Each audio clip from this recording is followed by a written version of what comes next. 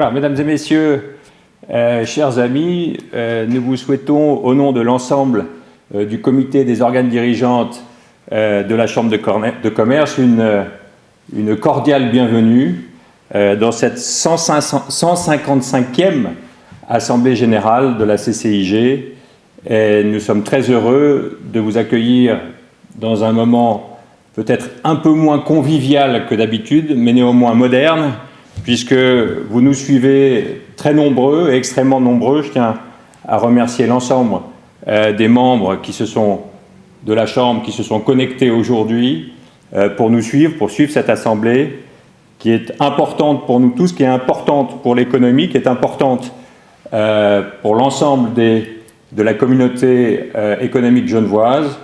Et j'ai l'extrême honneur d'ouvrir cette Assemblée. Quelques mots peut-être d'introduction. Nous traversons toutes et tous une crise inédite dans le monde, en Europe, à Genève aussi. Genève est impactée par cette crise. Et peut-être dans ce mot d'introduction, je ne peux pas faire l'économie d'évoquer, de rendre hommage à l'ensemble des soignants, des acteurs de la santé, des ambulanciers, infirmiers, infirmières, qui œuvrent au quotidien et dans cette crise relativement inédite.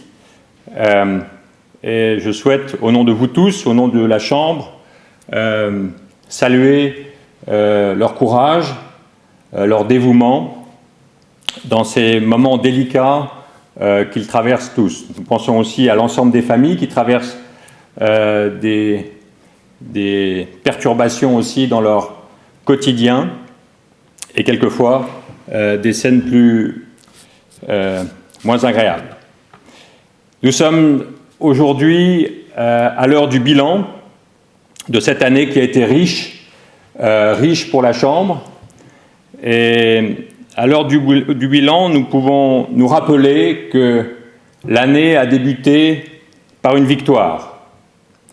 La victoire a été la votation de la réforme fiscale où la Chambre a été bien plus qu'investie, a été bien plus que partie prenante, a même lidé cette campagne et l'a finalement gagnée. C'était une victoire bien entendu collective, mais la Chambre a été bien sûr, et l'ensemble des collaborateurs de la Chambre, et la direction en particulier, a été plus qu'investie. Et cette victoire, nous la devons à vous tous, à vous toutes, pour avoir relayé aussi auprès de vos proches, de vos relations, de vos réseaux.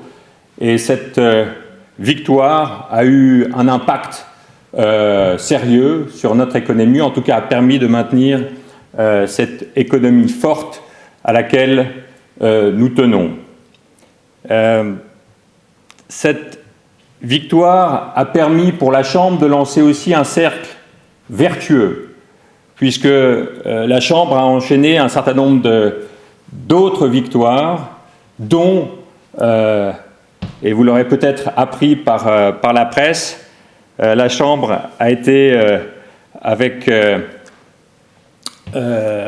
brio, désignée comme organisatrice et Genève a été désignée aussi comme ville d'accueil du Congrès mondial des chambres de commerce en 2023, et ceci grâce à une candidature bien entendu l'idée par Vincent Subilia en coopération bien sûr avec le canton pour accueillir ce grand congrès qui aura lieu en 2023, et c'est un autre succès que je tenais à relever, et je tiens à nouveau à rendre hommage à l'ensemble des collaborateurs. Un dernier hommage en guise d'introduction.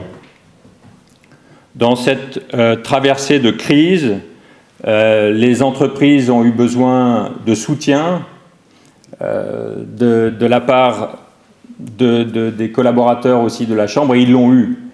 C'est avec beaucoup de fierté que j'ai vu à l'œuvre, en tant que président, donc je n'étais pas aux manettes, mais j'ai pu l'observer. J'ai vu à l'œuvre tout un mouvement collectif au service de l'entreprise, au service de vos entreprises.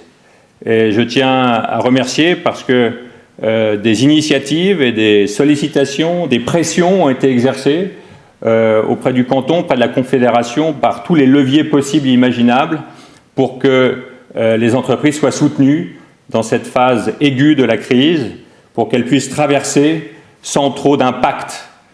Des impacts, il y en aura, mais en diminuant la casse, en tout cas pour certaines, par des leviers de trésorerie, des leviers de chômage partiel, des leviers d'assistance spécifique. Et je le dis et je le répéterai toujours et encore, n'hésitez pas à nous solliciter, n'hésitez pas à solliciter la Chambre.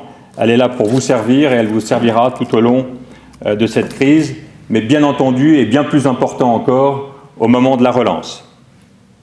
Voilà, après ces quelques petits mots d'introduction, j'ouvre officiellement et de manière un peu plus formelle l'Assemblée générale et qui va utiliser le système blockchain, puisque c'est une chambre qui est en mouvement et qui est pour l'innovation, comme vous le savez, et pour nous assurer que tout le monde a bien compris comment allait fonctionner ce vote. Moi, j'ai toujours pas compris, mais vous allez vite comprendre. Ce vote en ligne, nous vous invitons à répondre à une petite question, pas une question piège, mais une question test. Et avant, on passe le film, c'est ça Vincent, excusez-moi. Et avant, bien entendu, nous passons le film qui va vous exposer un tout petit peu mieux que moi la technologie qui va se mettre en œuvre devant vous. Merci beaucoup. Bonjour, mon nom est Viken Baramian, je suis le cofondateur de la société Cryptolex, société genevoise spécialisée dans les technologies de la blockchain. Nous avons commencé très tôt avec cette technologie révolutionnaire qu'est la blockchain et nous avons développé plusieurs solutions se fondant sur la blockchain. Et je vais vous parler aujourd'hui. Avant de commencer de vous parler de la solution pour le système de votation en tant que tel, laissez-moi en quelques mots vous expliquer qu'est-ce que la blockchain. La blockchain est un registre public décentralisé.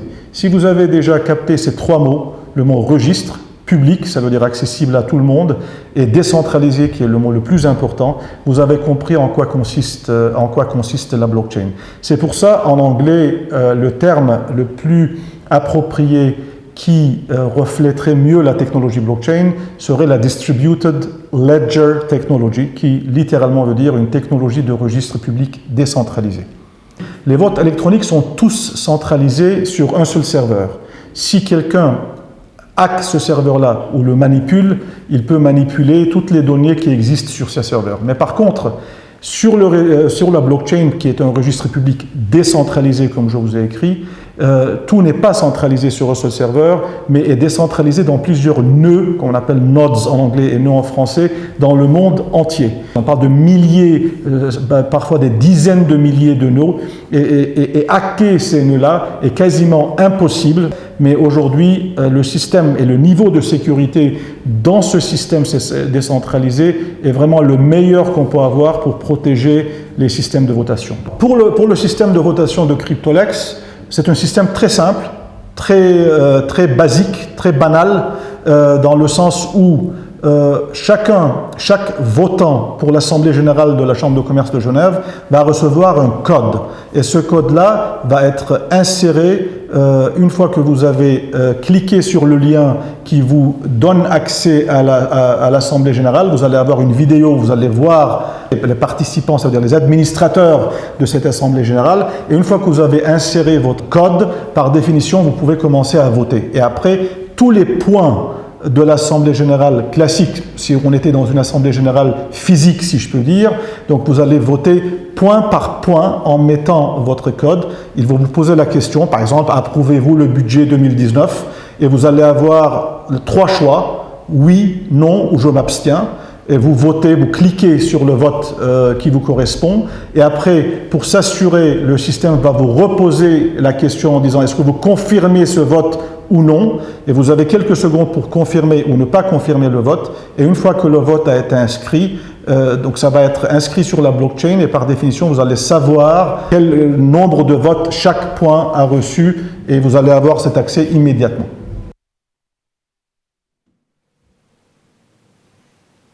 Voilà, merci beaucoup à notre partenaire pour ces explications tout à fait claires maintenant. Et pour nous assurer que tout le monde a bien compris, nous allons procéder maintenant à un test. Pouvez-vous dès à présent rentrer votre code, le code que vous avez reçu? Je pense que c'est le cas. Et vous allez maintenant répondre à cette question extrêmement compliquée.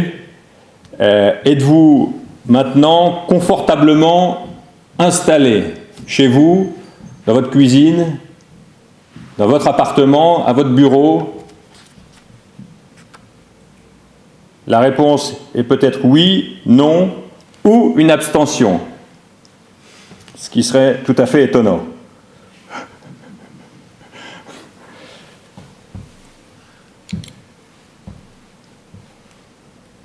Normalement, il y a quelques secondes et nous recevons les résultats dans une quasi-immédiateté.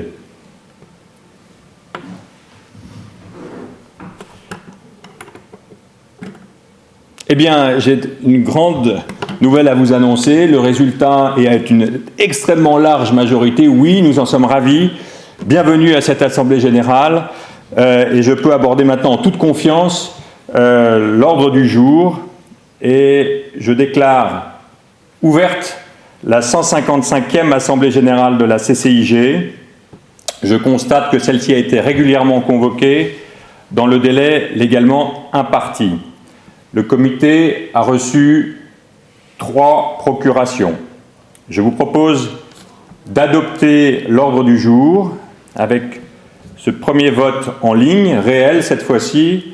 Approuvez-vous l'ordre du jour? Je vous propose de voter. Le vote est ouvert.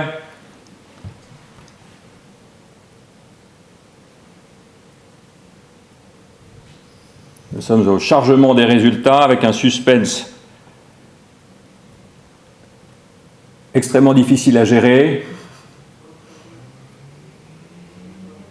Et le résultat semble être extrêmement positif. Je vous remercie. Nous passons au point 2.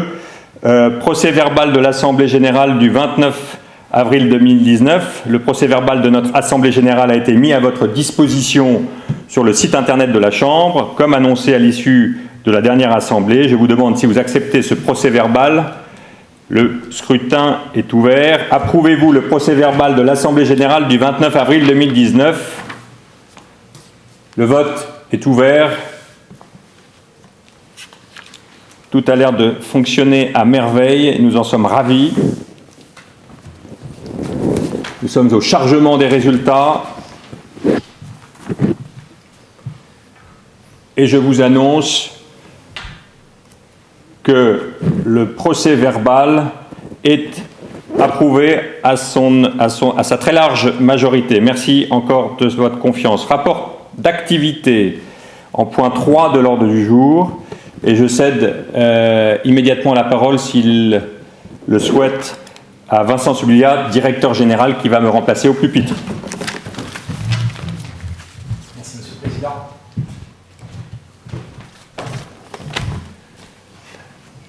Mesdames et Messieurs les représentants des autorités fédérales, cantonales et municipales en vos titres et fonctions, Mesdames et Messieurs les entrepreneurs, très chers membres et chers partenaires, chers amis digitaux mais bien réels de la Chambre de commerce, d'industrie et des services de Genève. En ma qualité de directeur général de la Chambre, il me revient le vif plaisir et le grand honneur de vous adresser quelques mots sous forme de rapport d'activité à l'occasion de notre Assemblée générale 2020. Une AG qui vient marquer 155 ans d'engagement de la CCIG au cœur de notre cité. Un anniversaire qui témoigne de la longévité de la Chambre et donc de la double faculté de résilience et d'agilité d'une institution dont il importe de rappeler qu'elle est indépendante et privée, notamment sous l'angle de son financement. Résilience et agilité, 2 aptitudes majeures que nous retrouvons chez les 2500 entreprises membres de la Chambre, comme chez nos 25 sociétés partenaires auxquelles nous dédions naturellement cette assemblée annuelle. J'ai coutume d'affirmer qu'une Chambre vit par et pour ses membres. Cette réalité est plus relevante que jamais par les temps de crise sans précédent, sanitaire d'abord, économique naturellement ensuite, auxquels vous êtes confrontés. C'est par gros temps, mesdames et messieurs, que la CCIG se doit d'être à la barre, à vos côtés et de tenir le cap pour vous. Mon rapport annuel a donc pour vocation première de vous remercier de la confiance que vous nous témoignez au quotidien. Une notion parfois galvaudée, mais qui, à mes yeux, comme à ceux de notre comité, constitue l'ADN de cette belle maison. Une confiance qui était au cœur de l'activité dense et intense déployée durant l'année, qui me voyait porter à la direction de la CCIG sous la présidence de Gilles Ruffnart et la vice-présidence de Laurence de la Serna, qui lui succédera aujourd'hui, et de notre trésorier, Olivier Dunant, ainsi que les 4 membres d'un comité, Claude Bagnoux, Jean-François de Saussure, Fred Heron et Monsieur Marc Van Hove, 5 bientôt avec l'élection d'Isabelle Arche, les membres d'un comité auquel je tiens à adresser mes vifs remerciements pour leur précieux et bienveillant soutien.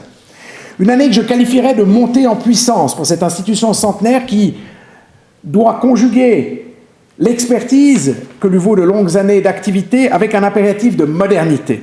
Notre AG digital en est la meilleure démonstration. Fondée sur la blockchain, généreusement mise à disposition par Cryptolex, dont je salue virtuellement le fondateur Viken Beramian, elle met ainsi à l'honneur cette technologie dont Genève est l'une des places fortes et imprime l'innovation qui doit présider aux destinées d'une chambre 4.0. En outre, ce format sied particulièrement aux restrictions sanitaires qui nous sont imposées en substituant à la convivialité de notre dîner annuel une dimension technologique dont la CCIG est désormais le porte-voix. Chers membres, cette année 2019-2020 s'articule en un triptyque sous l'angle des réalisations nombreuses que nous avons collectivement accomplies.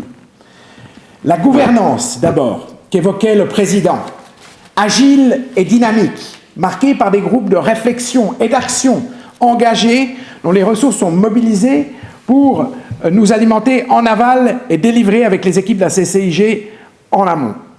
Qu'il s'agisse de développement durable dans la Chambre et pionnière, de commerce de détail, secteur clé particulièrement exposé actuellement, ou d'innovation industrielle, notre Conseil économique, que je remercie, dont la parité se trouve renforcée aujourd'hui, est pleinement investi dans les missions que lui confèrent nos nouveaux statuts.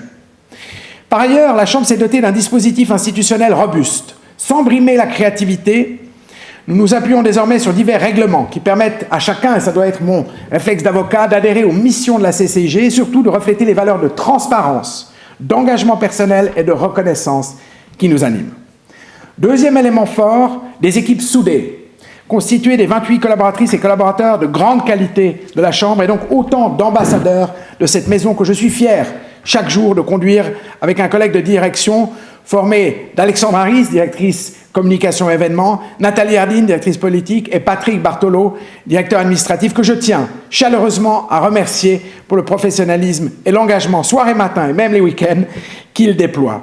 Je le rappelais, notre institution est privée, et sans l'opposer au service public, lequel fait un excellent travail lorsqu'il est au service du public, précisément, mais à cet égard, elle valorise désormais la méritocratie. Un système d'évaluation de nos collaborateurs dont les cahiers des charges ont été revus est désormais en vigueur, permettant à la CCIG d'être plus dynamique, moins cloisonnée, moins réactive et plus proactive. Troisième paramètre, les services largement développés, intensifiés et diversifiés sur le plan micro comme macroéconomique. Pour une chambre de commerce comme pour tout opérateur privé, l'enjeu consiste à apporter la démonstration quotidienne de sa valeur ajoutée. Pour ce faire, la logique d'engagement a été double. Renforcer ses pôles d'expertise, comme nos activités d'exportation ou d'arbitrage, et consolider les partenariats dans une dialectique de collaboration accrue avec l'État, d'autres faits tiers et les acteurs privés ou académiques. Je vous le disais, vous l'aurez probablement noté sur nos canaux de communication qui ont été largement développés et étendus, l'année que nous clôturons aujourd'hui a été un marathon, en sprintant. Parmi les hauts faits d'armes, le président le rappelait, celle-ci a démarré par une victoire arrachée de haute lutte, celle de RFFA, dont la CCIG a été chef de file, mère de toutes les batailles. Cette réforme fiscale, indispensable à la pérennité de notre activité, a permis de doter Genève d'un taux d'imposition de 13,99 qui lui valait bien que la Chambre lui dédie une cuvée millésimée. Alors que l'économie est plongée actuellement dans une crise majeure, une fiscalité concurrentielle demeurera un levier de relance de premier plan. Si la fiscalité revêt une importance critique, d'autres conditions cadres pour lesquelles milite la Chambre sont déterminantes pour la vitalité de notre tissu économique. Il en va notamment de l'aménagement, de l'énergie ou des transports, domaine dans lequel l'inauguration du Léman Express, dont la CCIG avait conduit la campagne, confère à Genève une nouvelle dimension, tout en apportant une contribution majeure à la réduction de l'empreinte carbone. Un projet d'infrastructure de grande ampleur dont la CCIG se réjouit qu'il puisse être complété à terme par la traversée du lac, qui conserve toute sa pertinence et sur le plan urbain par d'autres aménagements clés comme les clés de rive, sans mauvais jeu de mots. Autant d'initiatives qui visent à revaloriser le commerce de proximité tout en améliorant la convivialité de la plus petite des grandes villes. Une ville ou un village global unique auquel les Genevois sont attachés, même s'ils émettent parfois des arbitrages difficiles, notamment quand il s'agit de vouloir brider la croissance de l'aéroport, dont l'activité est aujourd'hui, rappelons-le, réduite de 97%. Vous en êtes toutes et tous convaincus, l'aéroport pour lequel Genève se bat constitue la porte ouverte sur le monde, une économie qui se nourrit de ses exportations. Véritable communauté de membres, la Chambre a vécu une année particulièrement faste sous l'angle événementiel, puisque ce sont une centaine de manifestations de tout type, taille et thématique qui ont marqué ces 365 jours. Entre un prix de l'économie revivifié, un événement économique revalorisé, l'année fut aussi marquée par une grande première, Chambers Day, ou la Journée mondiale des chambres de commerce, qui a vu converger 50 orateurs, 400 participants, 30 chambres de commerce pour un événement unique, lequel a remporté un franc succès en incarnant cette dimension de club d'affaires qui anime la Chambre. Une manifestation précédée la convention de l'Union lémanique des chambres de commerce, présidée par la CCIG, consacrée aux technologies financières, dont Genève est une tête de pont, à l'instar de la blockchain à laquelle nous recourons aujourd'hui.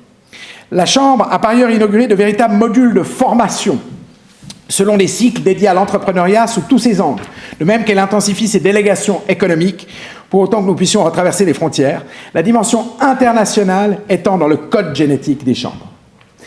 Vous connaissez le proverbe « Seul on va vite, ensemble on va loin ». Cette logique de collaboration a été au cœur de notre engagement. C'est ainsi que la CCJ a conclu de nombreux partenariats au cours de cette année, notamment sur le plan de la recherche et de la formation avec la HEG, ou au niveau de la Genève internationale avec le Centre du commerce international et donc l'accès à leurs bases de données économiques utiles à nos PME. Cet esprit de solidarité, qui se confond en réalité avec l'esprit de Genève, est d'autant plus essentiel alors que le monde est soumis aux plus grands défis sanitaires contemporains. Je le mentionnais, cette année aura aussi été le lieu de repenser notre communication, pour savoir-faire ou faire savoir notre savoir-faire. Outre un site internet renouvelé que nous inaugurons aujourd'hui, c'est nos vecteurs qui ont été renforcés, à l'instar de l'émission hebdomadaire Parlons économie que nous animons sur l'Aimant Bleu, des films de la campagne Industrie, Le monde de demain, présidé par Alexandra, ou de l'usage accru des réseaux sociaux.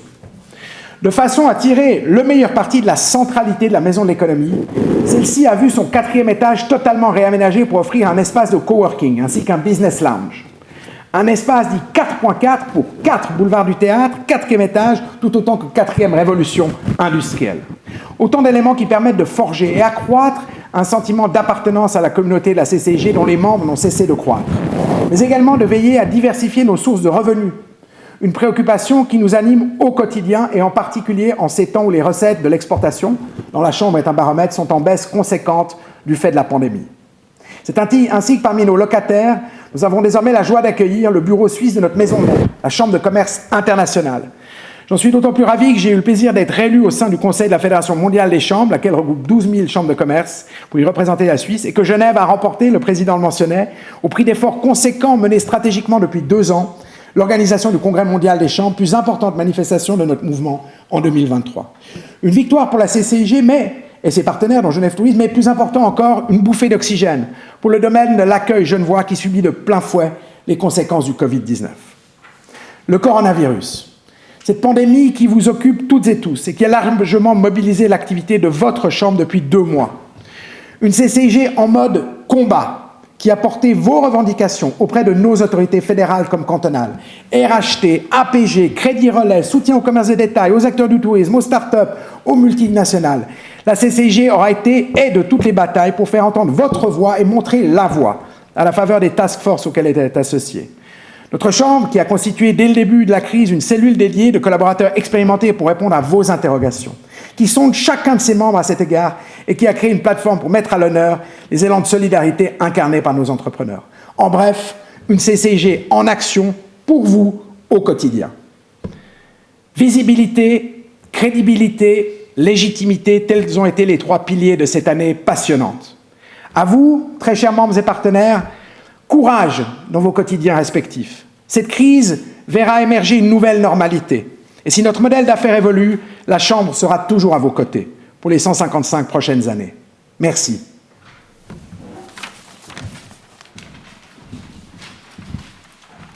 Voilà, merci, Monsieur le Directeur Général, cher Vincent. Au nom du comité, nous saluons à quel point Vincent Soubilia, à la tête d'un comité de direction et de ses 30 collaborateurs, ont pu s'impliquer dans cette crise. Et au nom du comité, au nom de vous tous, je tiens à le remercier personnellement et de lui dire que le combat n'est pas terminé. Je passe au point 4 de l'ordre du jour. Il s'agit de la modification du barème des cotisations qui vont toucher les startups. Les startups sont les PME et certainement les grandes entreprises de demain. L'idée est de pouvoir les valoriser dans le sens qu'elles constituent le tissu économique du futur et de les soutenir dans leur élan de croissance modestement. Le comité propose l'introduction d'une cotisation réduite pour ce type d'entreprise, avec l'introduction d'une cotisation dont le montant est fixé à 200 francs. Ce qui est un montant, je dirais pas presque symbolique, mais un montant qui démontre notre envie de voir s'associer à toutes les start-up à notre maison de l'économie. Alors, je propose de passer au vote. Acceptez-vous l'introduction d'une cotisation préférentielle pour start-up dans le barème des cotisations? Le vote est ouvert. Encore 3 secondes. Votez juste. Nous sommes au chargement des résultats. Suspense.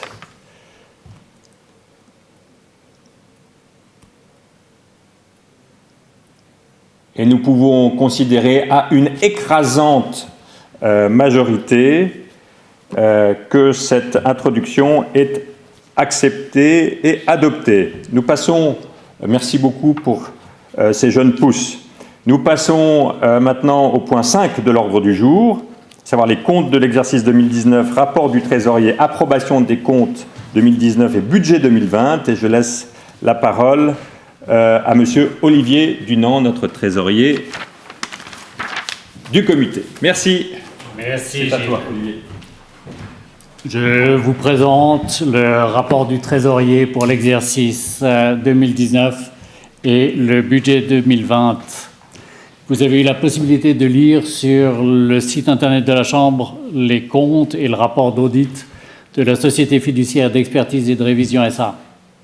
Il participe d'ailleurs à notre Assemblée générale à distance. Le compte d'exploitation pour 2019 présente des recettes d'un total de plus de 6,1 millions de francs.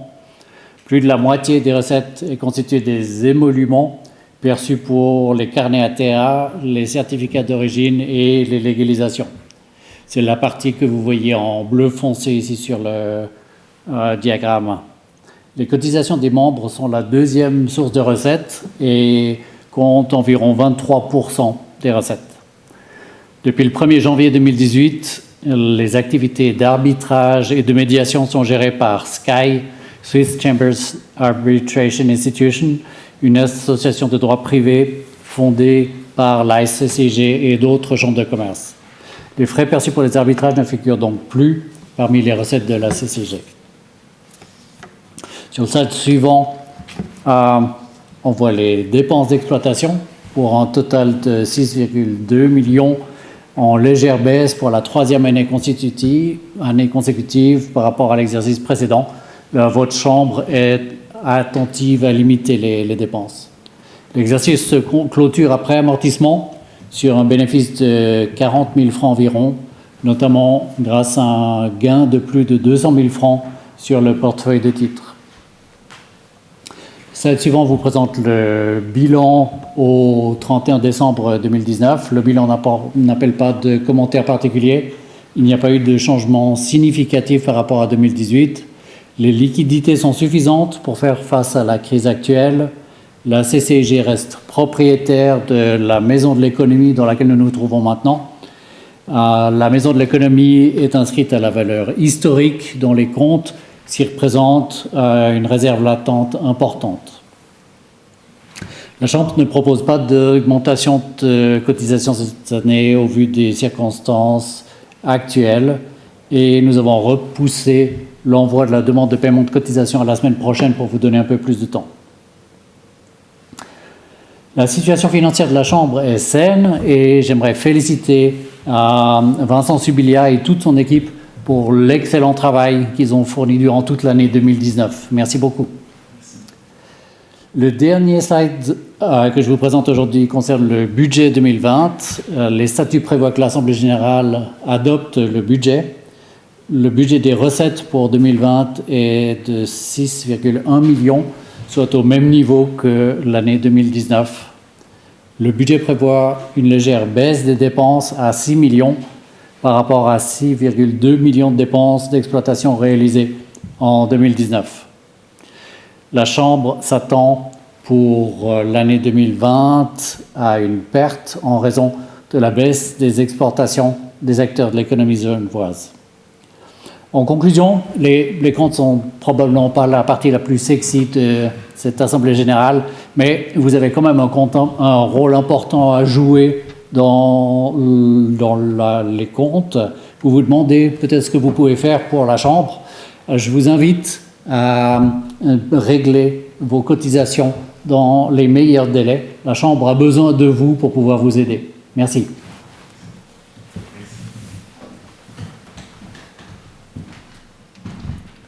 Merci beaucoup, Olivier, et merci de ta contribution au sein de ce comité qui est extrêmement apprécié. Merci. Nous allons passer au vote des comptes 2019 et du budget 2020. Acceptez-vous les comptes 2019 et le budget 2020? Le vote est ouvert.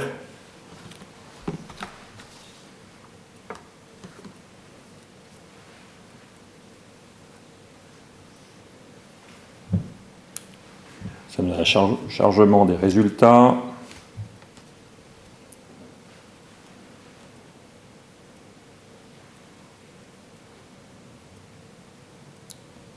Nous pouvons considérer maintenant, à la lecture des résultats, que les comptes et le budget sont approuvés. Merci infiniment, Olivier. Merci de votre confiance. Merci aux membres de la confiance témoignée.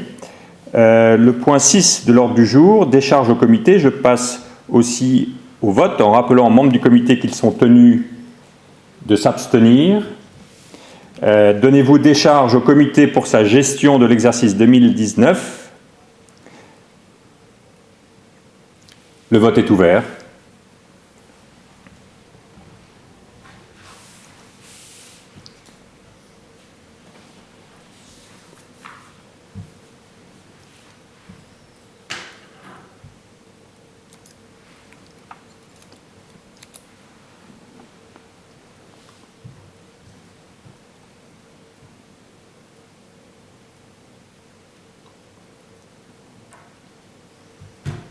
Le résultat est positif. Vous donnez décharge au comité pour l'exercice 2019. Au nom de mes collègues du comité, je vous remercie de votre confiance à nouveau. J'en profite également pour remercier la direction et les collaborateurs de la Chambre pour l'engagement, bien entendu. Au point 7 de l'ordre du jour, désignation du contrôleur aux comptes. Nous arrivons à présent à sa désignation. La société fiduciaire d'expertise et de révision SA a assumé le mandat de contrôleur aux comptes de la Chambre pour la 6e année consécutive. À notre entière satisfaction, elle a su maintenir les très bonnes relations qu'elle avait établies avec le comité et les collaborateurs de la Chambre. Par conséquent, le comité vous propose de renouveler son mandat pour 1 année. Le scrutin est ouvert. Approuvez-vous la désignation du contrôleur aux comptes? Le vote est ouvert. Tout a l'air de fonctionner à merveille.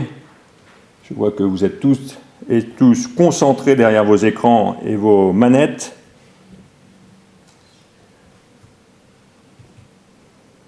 Quelle belle technologie. Le résultat est positif. Le mandat de la société fiduciaire d'expertise et de révision SA est donc accepté pour 1 an. Je la remercie une fois encore pour son excellent travail et nous nous réjouissons de collaborer avec elle. Au point 8 de l'ordre du jour, l'élection des organes, conformément au statut, nous allons donc passer à leur élection. Et nous commençons par une première, historique, je veux dire. J'espère que vous allez nous suivre dans notre proposition. Nous le souhaitons en tout cas. En tout cas, je suis très ému de cette proposition. À l'élection de la présidence, le comité a le plaisir de proposer Laurence de la Serna, comme nous l'avions annoncé l'année dernière, comme présidente de la Chambre de commerce, qui aura l'occasion de s'exprimer tout à l'heure si le vote lui est favorable, nous le souhaitons tous. Celles et ceux qui souhaitent porter Laurence de la Serna à la présidence de la CCIG l'expriment en votant. Approuvez-vous la nomination de Laurence à la présidence de la Chambre? Le vote est ouvert.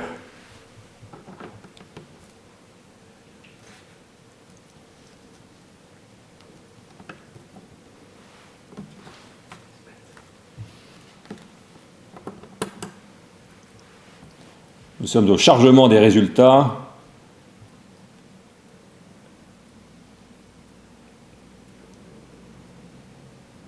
Et j'ai l'honneur de vous annoncer que Laurence est élue à l'unanimité presque, oui, à une immense majorité en tout cas, élue à la tête et à la présidence de la Chambre de commerce, et je lui cède immédiatement la parole. Je ne peux pas t'embrasser, Laurence, je suis désolé pour des raisons sanitaires, mais on peut s'applaudir, on a le droit de s'applaudir. Et on vous laisse aussi applaudir derrière vos écrans. C'est à toi, Laurence. Merci.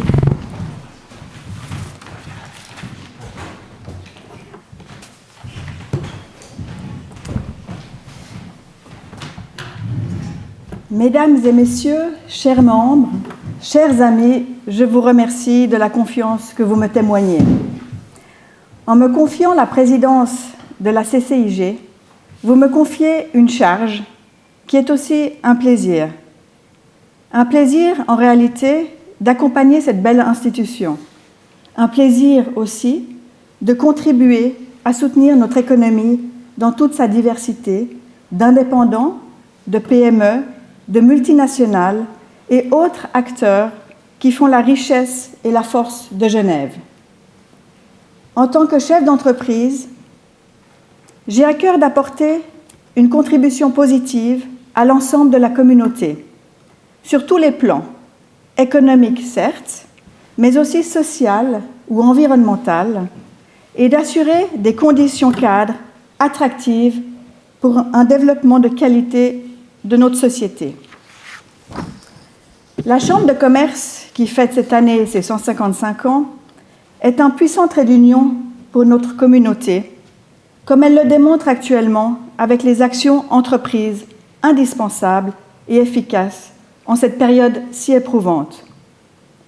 À 155 ans, la Chambre de commerce, d'industrie et des services fait partie des meubles. Elle est devenue un must. Car si elle est toujours là, cela prouve bien qu'on a besoin d'elle. Elle apporte une vraie valeur ajoutée à ses membres et à la collectivité. Cela signifie surtout que la responsabilité qui m'échoit est d'autant plus grande, importante, car servir les entreprises membres implique de ne pas relâcher l'effort, d'être constamment à l'écoute des besoins et de savoir se réinventer sans cesse pour apporter des réponses adaptées aux conditions du moment. Mon expérience à la tête d'une industrie m'a prouvé combien faire confiance et compter sur son équipe est primordial. Savoir déléguer est nécessaire pour motiver ses collaborateurs et mettre en avant leurs compétences, tout en bénéficiant de leur expérience de terrain et de l'intelligence collective. C'est dans ce même état d'esprit que j'entends mener ma présidence au sein de la Chambre, en formant un véritable team avec tous les collaborateurs, le comité et le conseil économique. Ce n'est qu'ainsi que nous pourrons affronter les défis qui nous attendent.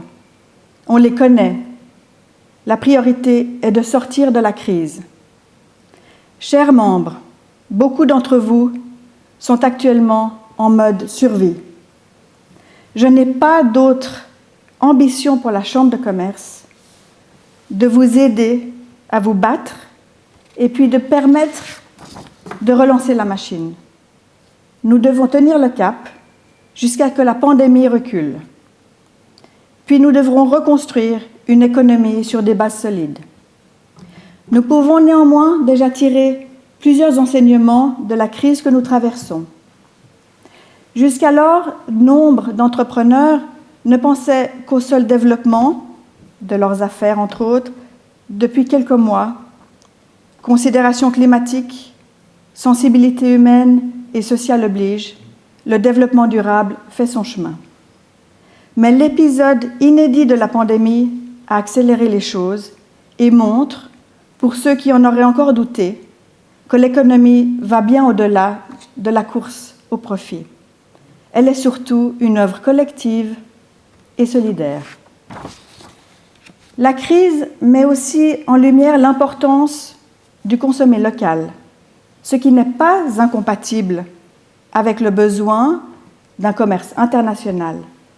Le monde globalisé n'empêche pas la consommation raisonnée et l'entraide.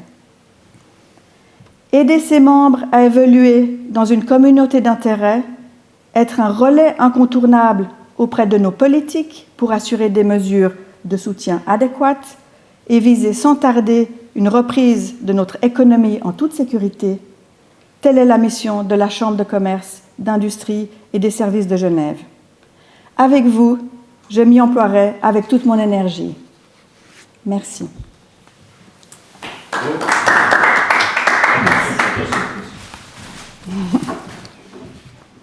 Restez en ligne, chers auditeurs, pour transmettre de la part de vous tous qui êtes réunis autour de vos écrans, dans vos cuisines et salons respectifs et bureaux. Merci Laurence et bon vent pour cette année qui s'annonce aussi mouvementée que la nôtre. Voilà. Merci beaucoup. Merci à vous. Merci. Merci bien.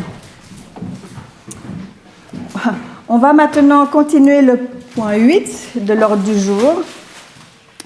Et conformément à nos nouveaux statuts, nous allons maintenant procéder à l'élection de la vice-présidence.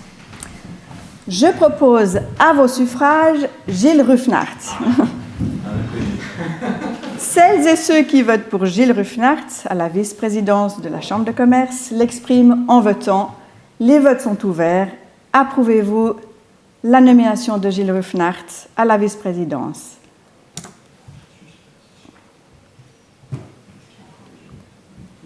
Voilà, les votes sont fermés et nous allons attendre les résultats.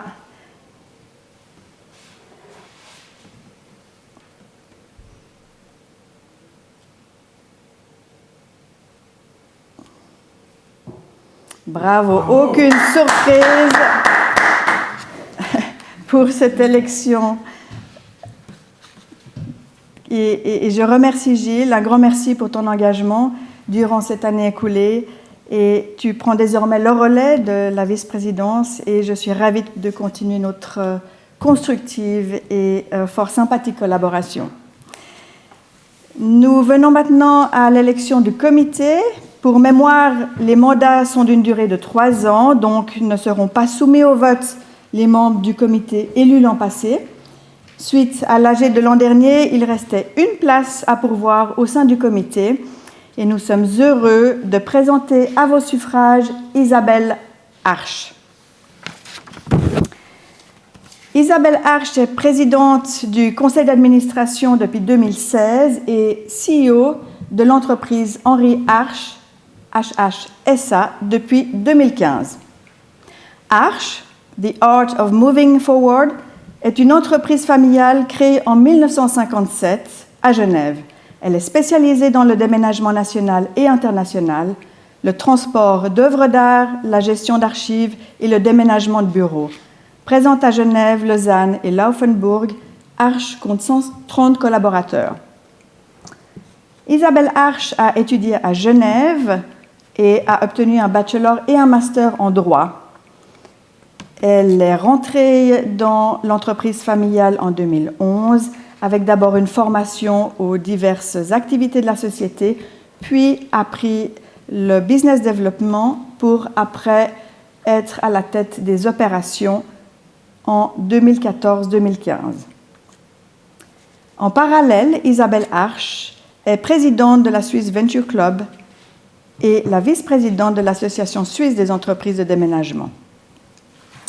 Je vous propose donc de voter pour la nomination d'Isabelle Arche au sein du comité et le vote est ouvert.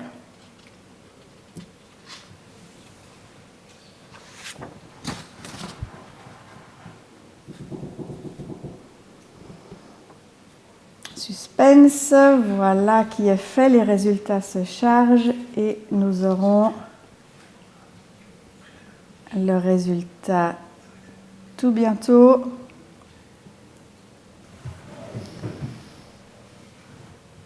Bravo, nous félicitons Isabelle Arche pour sa brillante élection et nous sommes ravis qu'elle nous rejoigne dans le comité et qu'elle nous apporte sa précieuse contribution. Nous venons maintenant au point de l'élection du Conseil économique. Ce conseil est représentatif de l'économie genevoise et doit être composé de personnes ayant des compétences pour traiter des sujets inhérents aux activités de la Chambre de commerce. Le Conseil économique agit comme groupe de réflexion pour l'avenir de l'économie genevoise et respectivement suisse, et son but est d'élaborer la vision économique et les enjeux que la Chambre souhaite défendre. Les mandats sont également d'une durée de 3 ans et 2 personnes nous quittent. Tout d'abord, Jean-Marie Salina, qui était le représentant du secteur banque, finance et fintech. Jusqu'à récemment, Jean-Marie était responsable de la clientèle entreprise de la région Genève au Crédit Suisse. Jean-Marie a été élu au Conseil de la Chambre de commerce en 2008 et son mandat prend fin. Il sera remplacé au sein du Conseil économique par Carole Nachbauer, sa successeur au sein du Crédit Suisse. Nous quitte également Frédéric Giesiger, représentant du secteur tourisme, hôtellerie et restauration. Il est directeur général de la brasserie Lippe, Frédéric, et était élu au sein du Conseil en 2014. Il nous quitte malheureusement pour des raisons de conflit d'agenda avec d'autres activités professionnelles. S'agissant du secteur d'activité immobilier, hôtellerie et restauration, M. Giesiger sera remplacé au sein du Conseil économique par Fabrice Egli, entré au Conseil économique en 2019 alors qu'il était employé par GTI. Il représentait le secteur des multinationales. Maintenant, Fabrice travaille désormais pour le groupe M3. Il remplace donc Frédéric Giesiger. Nous remercions vivement Jean-Marie et Frédéric de leur soutien et pour leur très appréciée contribution au sein de notre association. Le Conseil économique est actuellement composé de 18 personnes, dont vous pouvez voir les noms qui s'affichent à l'écran. Pour étoffer le Conseil économique et représenter les divers secteurs d'activité de notre économie, nous proposons 7 nouvelles candidatures. La première, pour représenter le secteur immobilier, nous vous proposons Marie Barbier-Muller, qui est responsable stratégie de la société privée de gérance. Marie a obtenu un bachelor en économie et management à l'université de Bocconi à Milan et également un master en développement durable à King's College Londres. Marie est également administratrice d'immobilier.ch, d'Inno Switzerland, de Ritz et compagnie, ainsi que de l'Association suisse d'art contemporain et de design, dont elle est la cofondatrice. La deuxième candidature est pour le secteur de l'agriculture. Et nous souhaitons que Xavier Patry puisse le représenter. Il est directeur général de l'Union maraîchère de Genève. L'Union maraîchère qui représente 600 employés à Genève. Xavier Patry a obtenu un Bachelor of Science en Management aux États-Unis, où il a résidé de nombreuses années. Il a également un MBA à l'IMD de Lausanne. Il a été le General Manager pour Antomil et pour Lenzing Trade Group pendant plus de 7 ans. La troisième candidature est pour le secteur des fiduciaires. Et nous voulons proposer Valérie Pictet-Benoît, directrice de Fidépar SA. 18 ans d'expérience pour Valérie, notamment dans la constitution et la gestion administrative complète des sociétés suisses et étrangères dans une vingtaine de juridictions. Elle a obtenu un certificat postgraduate en leadership à McGill University à Montréal. Elle a également un certificat en gestion d'entreprise et un bachelor en psychologie, également à Montréal. Elle est depuis 2002 chez Fidépar, d'abord en tant que conseillère junior, ensuite conseillère et gestionnaire de société, et en tant que directrice adjointe, avant de reprendre la direction générale. Pour le secteur des multinationales, nous vous proposons Olivier Straub. Il est le groupe Government Affairs Officer de MSC, Mediterranean Shipping Company Group, qui est le numéro 2 mondial du secteur du shipping et un des leaders aussi dans le secteur des croisières. Olivier a obtenu un diplôme de l'INSEAD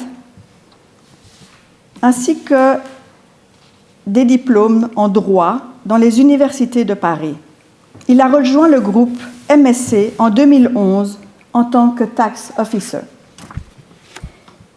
Il est également président du Global Tax Committee de la Cruise Line International Association et secrétaire du comité de la Swiss Ship Owners Association.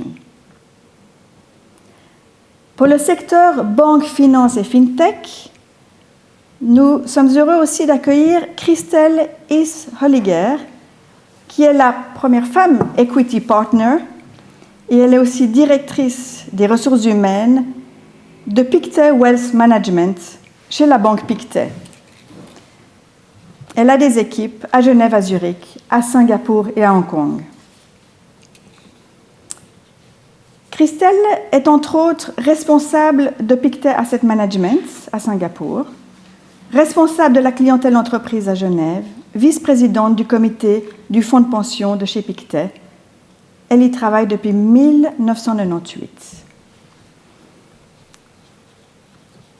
Elle a un master en business management de l'EDEC, la Business School, et également un diplôme fédéral d'analyse financier et gestionnaire de fortune. Également pour le secteur banque, finance et fintech, je l'ai mentionné, Carole Narbauer va remplacer Jean-Marie Salina. Elle est actuellement responsable de la clientèle entreprise de la région Genève au sein du Crédit Suisse. Détenteuse d'un bachelor et master en économie de l'Université de Genève, elle a travaillé en Zurich et Genève, mais toujours dans le corporate banking, 10 ans à l'UBS, et puis ces 20 dernières années au sein du Crédit Suisse. Enfin, pour compléter le conseil économique, pour le secteur de la construction, nous proposons Pierre-Alain Lotz, administrateur délégué de Prelco et président de la FMB, la Fédération genevoise des métiers du bâtiment. Pierre-Alain a une licence en sciences politiques de l'Université de Genève et en parallèle à son rôle d'administrateur délégué, il est expert préfabrication à l'EPFL et également juge prud'homme depuis 1999 et également à la Chambre des prud'hommes depuis 2011.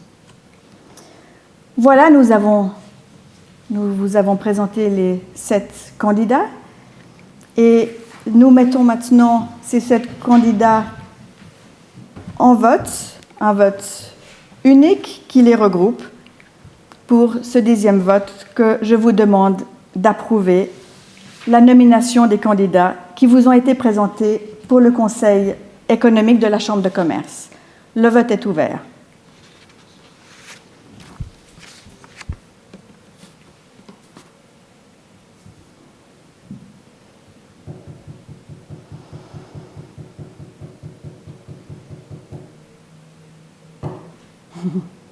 Voilà, bientôt les résultats. C'est vrai qu'il y a plus de personnes, mais je suis sûre qu'il y a beaucoup de... Oh, bravo, ben voilà, c'est une nette, voilà, une nette réussite.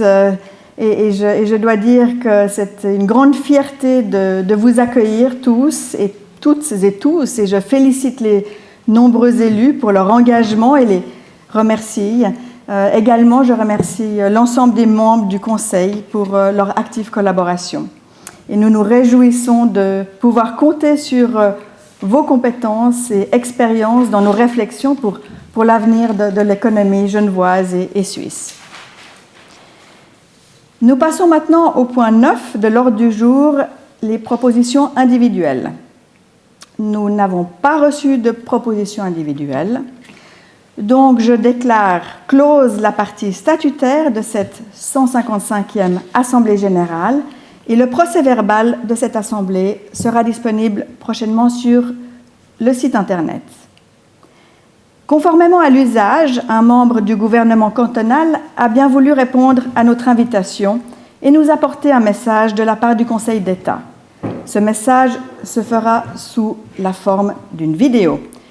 Nous accueillons notre conseiller d'État, M. Serge Dalbousco, vice-président du Conseil d'État et conseiller d'État en charge des infrastructures. Mesdames et messieurs, chères participantes et chers participants à la 155e Assemblée générale de la Chambre de commerce, d'industrie et des services de Genève. C'est à distance, malheureusement, que je vous apporte aujourd'hui le salut des autorités cantonales. Mais croyez-moi, cette distance ne diminue en rien sa chaleur et sa sincérité. Dans le contexte extraordinaire que nous vivons, je me réjouis que la CCIG ait pu maintenir cette assemblée en l'organisant de manière à respecter strictement les consignes pour freiner la propagation du virus. C'est peut-être un détail par rapport à la situation sanitaire, mais il démontre concrètement, comme tant d'autres choses qu'on a pu observer ces dernières semaines, la formidable capacité d'adaptation qui est la nôtre.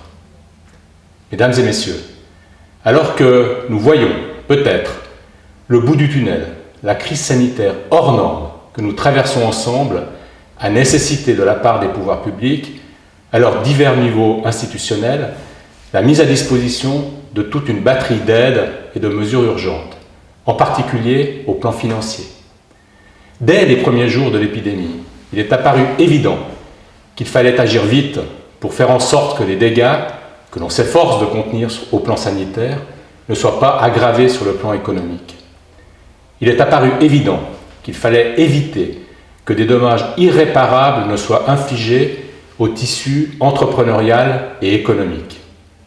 Au vu des circonstances, je pense que les autorités fédérales et, à leur niveau, les autorités cantonales ont fait preuve de réactivité et de capacité d'adaptation, mais aussi de créativité dans la recherche de solutions aux diverses situations. Les situations douloureuses et complexes qui se sont présentées et que vous vivez au fil des jours et des semaines au sein de vos entreprises. Des mesures à court terme ont été prises en faveur des entreprises et de leur personnel dont l'activité a été brutalement étouffée par la crise sanitaire. Ces mesures étaient indispensables. Dans certains cas, elles sont même insuffisantes. Certes, elles ne suffisent pas à effacer les ravages de la crise, mais elles aident à préserver ce qui peut l'être. Et au final, elles vont naturellement représenter un coût très important pour nos collectivités. Les montants engagés, très élevés, doivent pourtant être considérés comme marginaux si on les compare non seulement aux dommages que l'on aura pu éviter, mais aussi aux immenses défis que nous allons devoir relever. Car nous avons le devoir de nous projeter déjà au-delà de la crise sanitaire, dont on va désormais sortir peu à peu, de la manière la plus sûre et la plus ordonnée possible. Après le temps de l'urgence, viendra celui de la relance de notre économie et de notre société. On peut raisonnablement tabler sur une période difficile qui durera plusieurs années, durant laquelle des moyens énormes vont devoir être dégagés sur le plan local, national et international afin d'accompagner le redémarrage du système économique et la préservation des équilibres sociaux. Il y aura de très grands risques, mais aussi des opportunités que nous devons impérativement saisir. Nous allons en effet être mis au double défi de gérer la sortie d'une crise sanitaire mondiale sans précédent et d'affronter immédiatement un autre danger majeur auquel, comme pour le virus, n'échappe aucun continent, aucune région, aucun pays. Je veux parler bien sûr de la question climatique. On n'en parle plus depuis des semaines, c'est logique, mais elle n'a pas disparu pour autant. Au contraire, ce virus nous a rappelé combien les équilibres, qu'ils soient humains ou économiques, sont infiniment fragiles. Il nous a tout simplement rappelé la fragilité de notre monde. L'altération du climat, et plus généralement de l'environnement, c'est une menace qui pèse sur toute notre planète, comme une pandémie. Mais contrairement à celle-ci, pour laquelle on pourra espérer à terme un vaccin ou des médicaments, notre planète est susceptible d'atteindre un point de non-retour si nous n'agissons pas à temps et avec la fermeté requise. Demain se présentera une occasion unique d'orienter notre avenir. Nous devons la saisir, à travers les choix que nous ferons en matière d'investissement, à travers les priorités que nous mettrons dans nos stratégies, les stratégies de financement et d'accompagnement de la relance et du développement. Demain pourrait être le meilleur moment, et peut-être le dernier, pour joindre nos efforts afin de construire une économie et une société durables. Le thème dont je m'occupe au sein de notre gouvernement, la mobilité, n'est que l'un des nombreux domaines dans lesquels nous pouvons agir. Il n'y va pas seulement de la responsabilité que nous assumons à l'égard des nouvelles générations. C'est aussi une chance très concrète pour la Suisse et pour notre canton. Une chance pour notre exceptionnel tissu d'entreprise, pour nos hautes écoles et nos instituts de recherche, pour nos emplois, pour notre société tout entière. Mesdames et messieurs, la crise du Covid-19 nous a poussés dans nos retranchements. Elle a démontré notre capacité à faire face et à nous adapter rapidement à des circonstances exceptionnelles. Cela nous a tous ébranlés dans tous les sens du terme. En particulier vous, les entrepreneurs, vous sans qui il n'y aurait ni emploi, ni création de valeur. Mais vous faites face avec courage, et je vous en suis infiniment reconnaissant. Peu à peu, la situation reviendra à la normale. Nous l'espérons tous, mais nous devons absolument capitaliser sur cette expérience douloureuse, pour donner un élan décisif à la construction du monde de demain. Pour qu'il soit un monde durable et soucieux de la survie de notre planète, il y aura des choix courageux à effectuer, au plan économique, au plan sociétal et bien sûr au plan politique. Préparons-nous d'ores et déjà à relever ces défis. Nous en sommes capables. Nous avons toutes les qualités pour cela ici, en Suisse, ici, à Genève. Quand nous aurons surmonté la crise sanitaire, nous saurons mieux, tous ensemble, comment unir nos forces, nos compétences et nos talents pour éviter de sombrer dans une crise climatique, dont nous savons qu'elle sera, à l'instar du Covid-19, planétaire et donc dévastatrice. Et dans cette bataille, les milieux de l'entreprise et de l'économie que vous représentez ici vont être appelés à jouer un rôle central à la hauteur de ces défis. Ils en ont la capacité, je le sais, et je crois aussi qu'ils en ont aussi la volonté et la conviction. Je vous exprime ma gratitude pour tout ce que vous apportez à notre société, dans les périodes paisibles comme dans les moments de tempête. Et je sais que nous pourrons compter sur vous.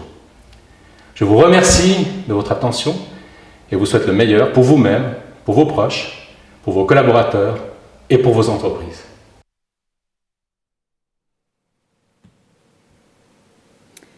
Merci, c'est nous qui vous remercions, notre très cher conseiller d'État, M. Serge Dalbousco, pour votre message.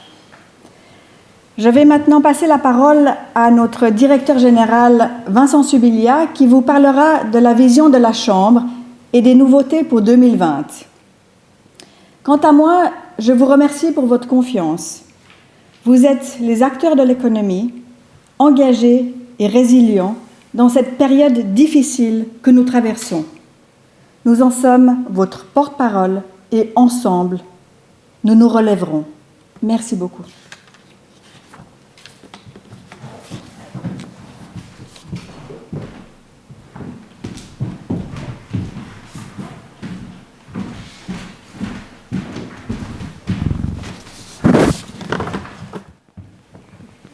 Très chers membres et partenaires, je m'autorise à reprendre la parole brièvement, soyez rassurés. D'abord pour remercier très vivement notre président sortant pour la confiance témoignée durant cette riche année. Je suis très reconnaissant à Gilles du regard soutenant et inspirant dont il m'a fait bénéficier en tout temps. Féliciter Laurence, première présidente des 155 ans d'histoire de la CCIG avec laquelle je me réjouis infiniment de collaborer, comme avec notre trésorier, Olivier Dunant, auquel j'adresse également mes remerciements, et à tous les membres du comité du Conseil économique élus ce jour. Je souhaitais également porter à votre connaissance 3 nouveaux services que nous lançons dès aujourd'hui et qui témoignent du renouveau de notre Chambre.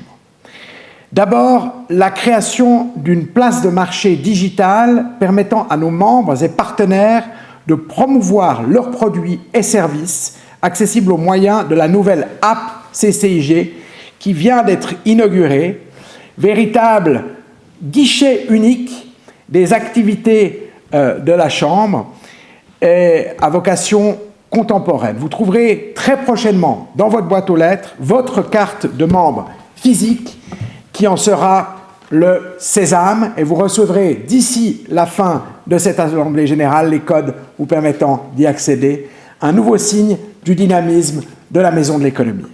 Ensuite, la mise à disposition d'un service de veille stratégique et d'intelligence économique en partenariat avec Geneva Intelligence, qui vous permettra de bénéficier d'informations pertinentes et ciblées en relation avec votre secteur d'activité.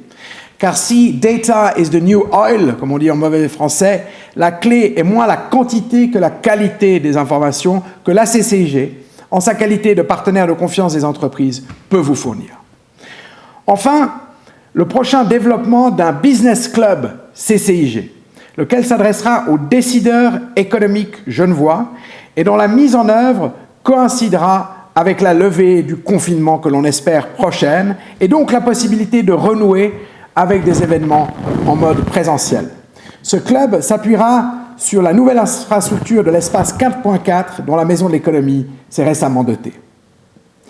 Dans cette même veine de convivialité, nous nous réjouissons de vous retrouver le 22 septembre prochain pour le désormais Grand Prix de l'économie, lequel se tiendra au BFM, lieu emblématique pour marquer le dynamisme ou le redynamisme, espérons-le, de la Chambre, et le 25 novembre au campus Biotech pour l'événement économique de la CCIG dédié au monde médical, lequel occupe le devant de la scène actuellement.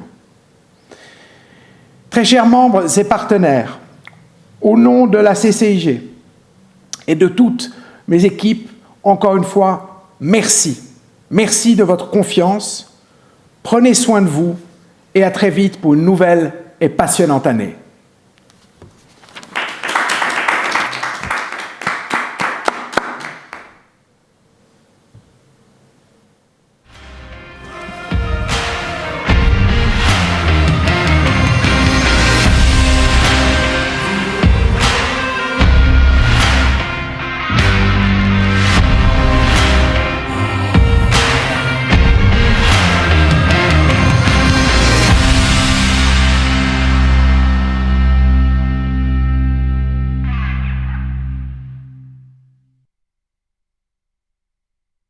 Nous sommes une banque née à Genève en 1816 pour soutenir l'économie. Nous sommes la Banque cantonale de Genève. Accompagner les entreprises sur le long terme est notre métier. Pour le financement ou les exportations, nous sommes la force motrice financière de la région. BCGE, la qualité bancaire made in Switzerland.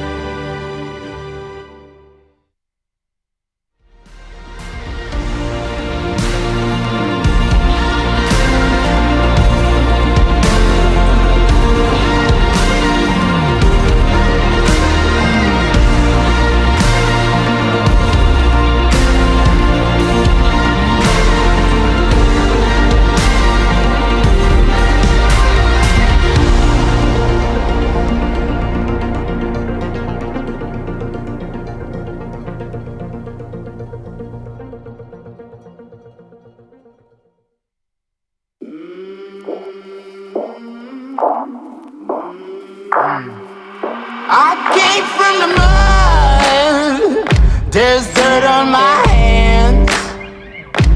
Strong like a tree, there's roots where I stand. Oh, I've been running from the love